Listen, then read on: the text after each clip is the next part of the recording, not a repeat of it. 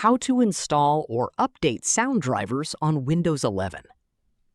In this video, I'll show you how to install or update your sound drivers on Windows 11. This can help if your audio isn't working or you've installed a new sound card. First, click the Search button on the Windows taskbar and type Device Manager. Then open it from the search results. In Device Manager, find Sound, Video, and Game Controllers, and click the arrow next to it to expand the section. You'll see the audio devices installed on your computer. Find the sound card or audio device you want to update. Click Driver and select Update Driver. Next, choose Search Automatically for drivers.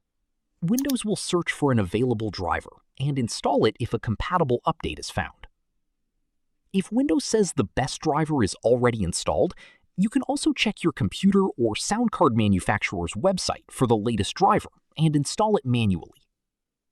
After the installation is complete, restart your computer if you're prompted to do so. Your updated sound driver should now be ready to use.